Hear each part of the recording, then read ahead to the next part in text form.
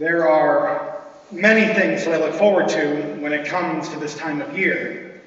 But not only is it about the hope and longing that leads to our celebration, but also the little things that make Christmas just a special time of the year. Time with family and friends, the exchange of gifts, and the family traditions that mark this day is different. For example, my mother absolutely has to watch A Christmas Story every single year. And I can guarantee you that if she is still up right now, it is on repeat in the background as she is completing whatever it is she has not done yet. Now, at some point during the course of the day leading into tomorrow, my dad will finally have had enough of the movie, and then he'll turn the radio on and make us suffer through his less than impressive renditions of all the Christmas songs found thereon. Now, I know that we all have our favorites, but there are just some of these songs that I cannot stand. Partly because my father has forever ruined them, but mostly because they're just bad. Now, I hope I don't offend anybody, but the one song that induces utter, irrational rage in my heart is Mary, Did You Know? Written in 1985, this particular song came bursting into my life in 2014 when an a cappella group, Pentatonics, recorded a cover and made a music video that swept social media at the time. Now, in the span of just 3.5 minutes, Mary is questioned 11 times about her son's identity. 11. Mary, did you know? Yes. Yes, she knew. Luke 1, 26 to 56. Read it. There, could have saved a lot of time and energy with that one. Of course, that is the whole point of our celebration today. That in the fullness of time, God, the Almighty Father, creator of the stars of night, desiring that all men might come to salvation, sent his only begotten Son unto us. That Son, as Paul tells us, who, though he was in the form of God, did not regard equality with God as something to be grasped. Rather, he emptied himself, taking the form of a slave, coming in human likeness, and found in human appearance. He humbled himself, becoming obedient to death, even death on the cross.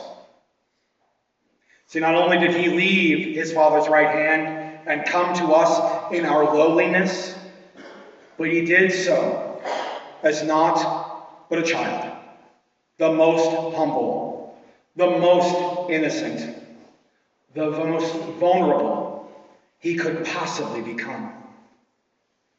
See, our God and Lord, who cannot be contained in all of heaven and earth, lay wrapped in the arms of the Virgin Maid of Nazareth.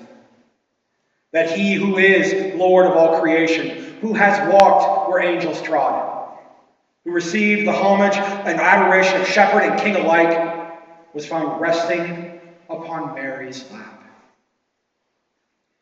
Now, while the Blessed Mother had a pretty good understanding of who it was that slept in her arms, perhaps there's a much more personal approach that we can take to this particular song. Perhaps the question should not be addressed to the Mother of God, but to us instead. Do I know that her baby boy would one day walk on water? Do I know that her baby boy would calm the storm with his hand?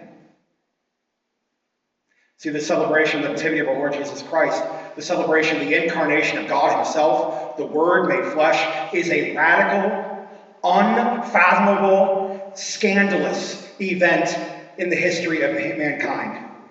Sure, the pagan gods of old would affect human nature in order to appease their own fancies, but never before had God, the one God, the holy and mighty God, assumed for himself our sinful humanity, so that he may fashion out of it the cause of our salvation.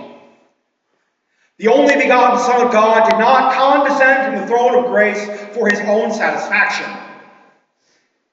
He was sent as heaven's perfect Lamb. He freely came so that we might have hope. That is, St. Thomas Aquinas so beautifully put it. The only begotten Son of God, wanting to make us sharers in his divinity, assumed our nature so that he, made man, might make men gods. See, this truth, this reality, this very premise is the cornerstone of Christianity. That time has been pierced by eternity and remains forever intertwined. For to come to this place, to receive the most holy sacrament of the altar, is to witness and to partake in that moment when time touches eternity once more.